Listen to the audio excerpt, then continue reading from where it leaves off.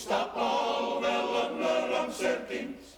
Roedd yno geffylau gwynion yn mesul 7 a 5. Dychwelais at fy mhriod, gofynnais iddi hi. Beth oedd y geffylau gwynion oedd yn y stabal i. Atebau hithau gatfol a'i dwl a'i dallwy ti. Ond dwsin o gwnhela ar oes fy mam i mi. Trafeiliais yr Amerig a'r India fawr ei bri. Ond pegolau dan gwnhela erioed nis gwelais i.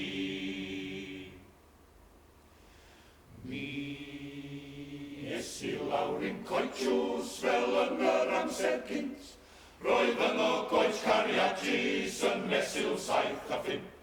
Dychwelais at fy mhriod, gofynnais iddi hi.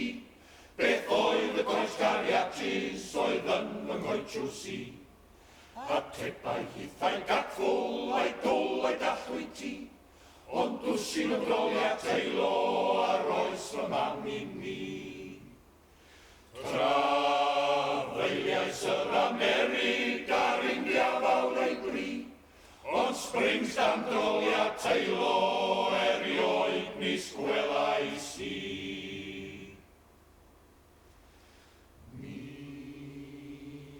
esi lawr i'n selar fel yn yr amser gynt. Roedd yno gasgiau cwrw yn mesul 7 a 5. Dychwelais at fy mhriod, gofynnais iddi hi. Beth oedd y casgiau cwrw oedd yn fy selar i. Atebau hithau gatfol a'i dwl a'i dallwy ti.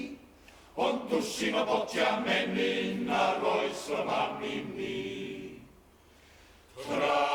Trafeiliais yr Amerig a'r India fawr ei bri. Ond feist am botia menyn erioed nis gwelais i. Mi esi fyny'r gwely fel yn yr amser gynt. Roedd yno ddynion nobl yn mesul 7 a 5. Dychwelais at fy mhriod, gofynnais iddi hi. Beth oedd y ddynion nobl oedd yn fy ngwely i. Atebau hithau gatfol a'i dwl a'i dallwy ti. Ond dwsin o foryngion ar oes fy mam i mi. Trafeiliais yr Amerig a'r India fawr ei bri. Ond ceilliau